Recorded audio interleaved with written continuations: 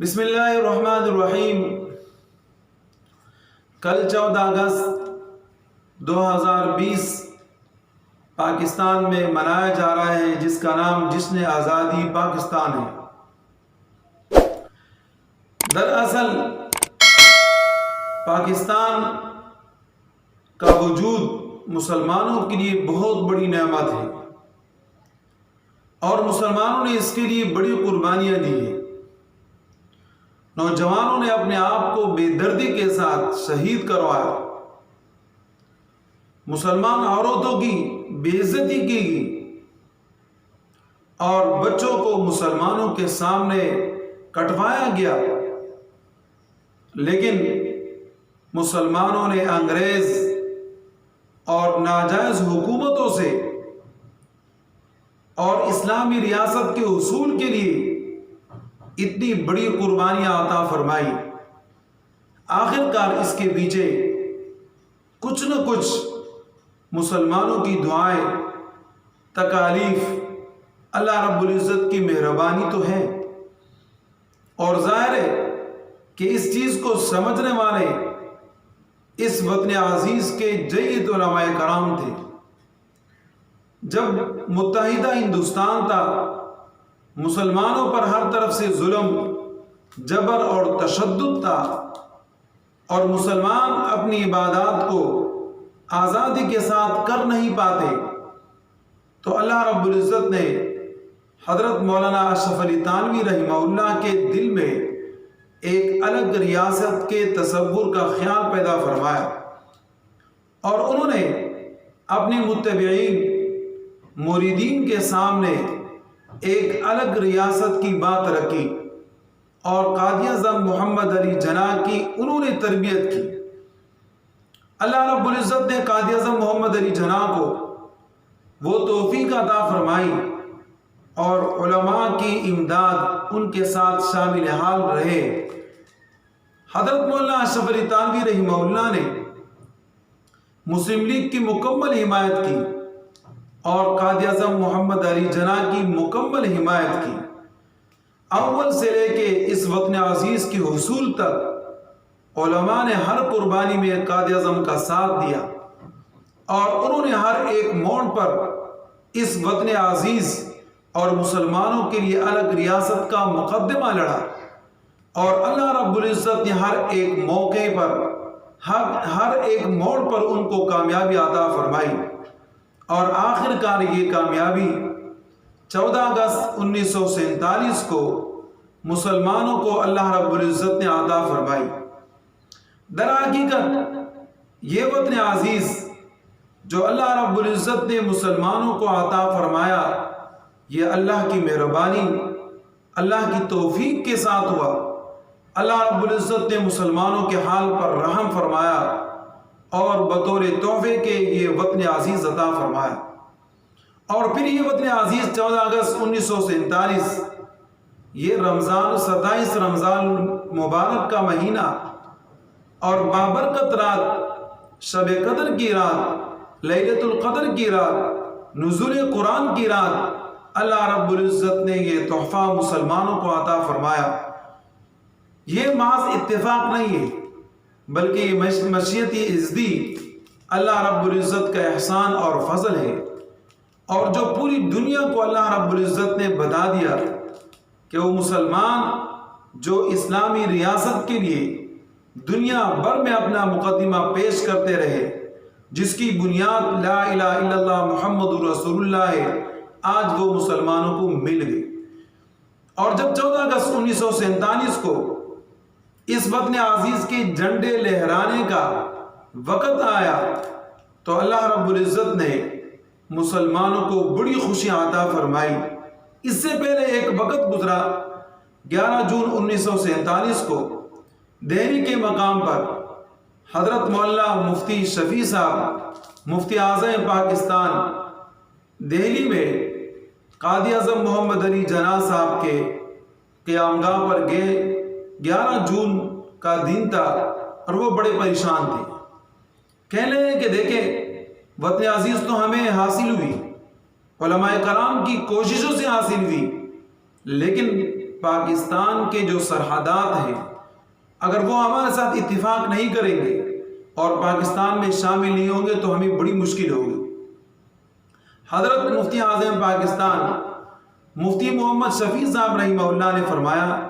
کہ اللہ خیر کرے گا اور یہ مشکل نہیں ہے۔ تو حضرت علامہ شبیر احمد عثمانی اور مفتی اعظم پاکستان مفتی محمد شفیع صاحب رحمہ اللہ نے سرحدوں میں جا کر بڑے حضرات کے ساتھ ملاقاتیں کی، پیر مانکی شریف کے تعاون کے ساتھ اللہ رب العزت نے سرحدات کو پاکستان کے ساتھ شامل کروایا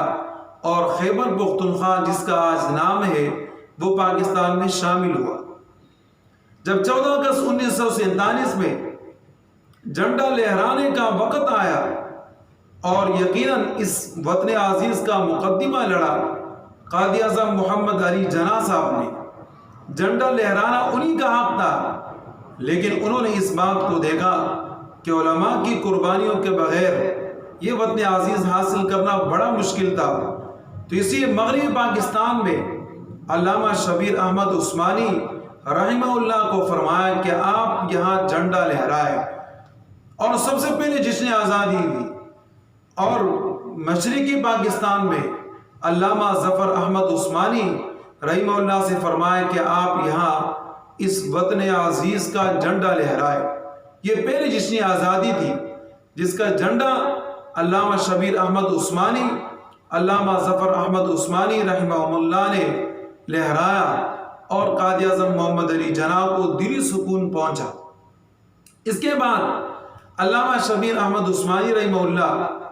حضرت مولانا مفتی محمد شفیع صاحب رحمہ اللہ سے کہنے لگے، مناظر حسن گیلانی رحمہ اللہ سے، اور اسی طریقے سے ڈاکٹر حمید اللہ دکنی صاحب سے،